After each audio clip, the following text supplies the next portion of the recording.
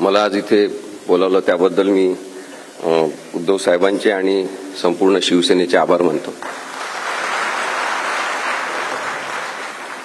बरेच जण सांगतात की वकिलांनी कोर्टात बोलावं, बाकीच्या ठिकाणी बोलू नये, पण माझं असं स्पष्ट मत आहे की कायदा जर लोकांसाठी असेल तो लोकांमध्ये सुद्धा बोलला गेला पाहिजे। आज जनतेचं न्यायालय आयोजित करण्याला आणखी एक वेगळी किनार सुद्धा आहे की आज ज्यांनी न्याय तत्वावर आधारित अनेक निर्णय दिले ते देताना न्यायाधीशांना मार्गदर्शन केलं, ज्यांचं मार्गदर्शन न्यायाधीश घ्यायचे सर्वोच्च न्यायालयातले आणि उच्च न्यायालयातले सुद्धा, त्या नानी पालखीवालांचा आज जयंती दिवस आहे। आज या कार्यक्रमामध्ये या जनता न्यायालयात वेगळ्या बाजू नाही आहेत, केवळ सत्याची बाजू आहे।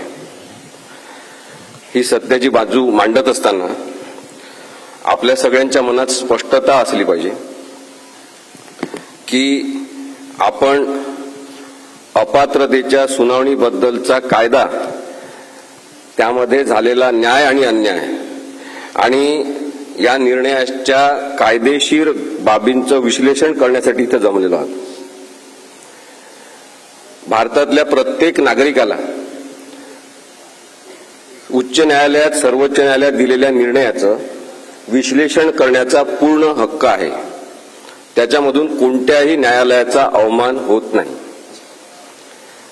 त्यामुळे शिवसेनेने हा कार्यक्रम आयोजित केला, त्याच्याबद्दल त्यांचे मी जास्त आभार मानतो की या निमित्ताने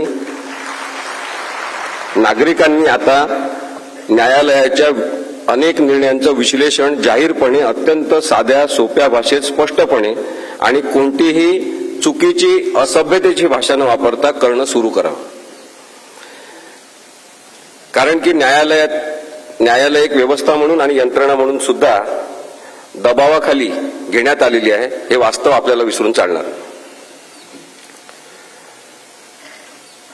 पक्षांतर कसं करायचं याबद्दलची एक बेकायदेशीर बाराखडी प्रस्थापित करणारा निर्णय म्हणून राहुल नार्वेकर यांनी दिलेल्या निर्णयाकडे आपल्याला बघायला पाहिजे।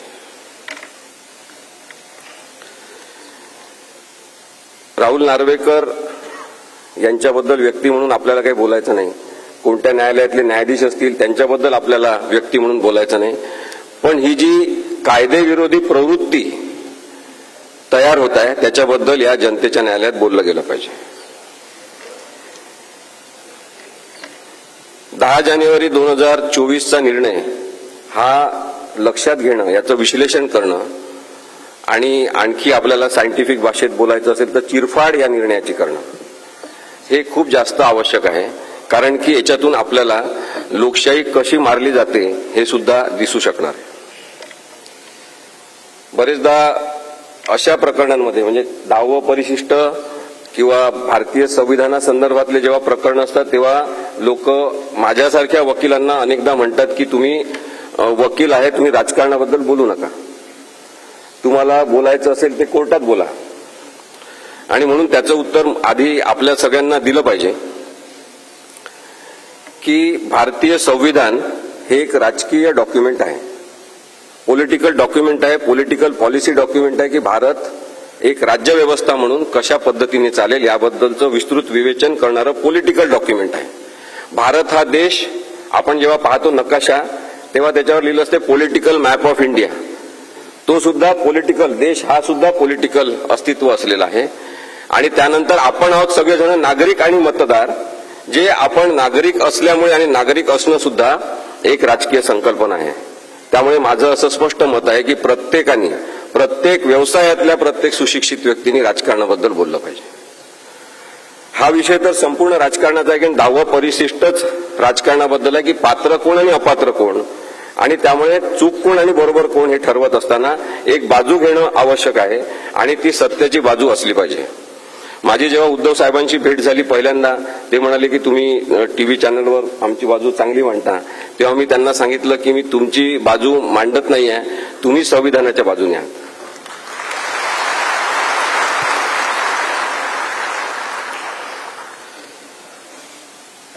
पक्षांतर बंदी कायदा हे नाव आहे 10व्या परिशिष्टाचं. कोणीही सामान्य माणूस आज पक्षांतर बंदी कायद्याबद्दल जाणून आहे, त्याला माहिती झालंय की पक्षांतर बंदी कायदा काय आहे. आणि त्यासाठी एकनाथ शिंदे, त्यांना फूस लावणारे देवेंद्र फडणवीस, या सगळ्यांचे आपण आभार मानले पाहिजे की कायदेविषयक प्रबोधन एवढ्या मोठ्या प्रमाणात त्यांनी घडवून आणलं. 10व्या परिशिष्टामध्ये पक्षांतर बंदी कायदा जो आहे त्याचं स्पष्ट नाव आहे पक्षांतर बंदी कायदा. पक्षांतर सोप्या पद्धतीने करण्यासाठीचा कायदा असं काही त्याचं नाव नाही. यामध्ये संविधानिक नैतिकता आणण्याचा जो प्रयत्न राजीव गांधींनी 1985 साली केला की लोक कोणत्याही पक्षातून उठून कधी पण कोणत्या पक्षात जात होते, त्यामुळे अस्थैर्य निर्माण होत होतं. आणि राजकीय अस्थैर्य निर्माण होऊ नये आणि राजकीय पक्ष चालवणाऱ्या लोकांना सतत वॉचमनची भूमिका करावी लागू नये, विश्वासार्हता असली पाहिजे, प्रामाणिकता असली पाहिजे, आपल्या पक्षाची एकनिष्ठा असली पाहिजे, ज्याच्यामुळे तो एक कमी महत्वाचा असलेला विषय बाजूला राहील आणि महत्वाचा विषय म्हणजे राज्य प्रशासन ते चांगल्या प्रकारे चालवता येईल. या उद्देशाने पक्षांतर बंदी कायदा 1985 साली अस्तित्वात आला. त्याच्यामधलं परिच्छेद 1B, 1A, 1B हे दोन अत्यंत महत्वाचे आहे. 1B मध्ये सांगितलेलं आहे की लेजिस्लेचर पार्टी म्हणजे काय. लेजिस्लेचर पार्टी म्हणजे विधिमंडळ पक्ष म्हणजे काय. विधिमंडळ पक्ष. आणि दुसरी 1C मध्ये व्याख्या केलेली आहे की ओरिजिनल पॉलिटिकल पार्टी म्हणजे मूळ राजकीय पक्ष म्हणजे काय. ओरिजिनल पॉलिटिकल पार्टी जी आहे ती जननी आहे त्या पॉलिटिकल पार्टीची. सगळेजण जे अस्तित्वात असतात ते त्या राजकीय पक्षाचे सदस्य असतात.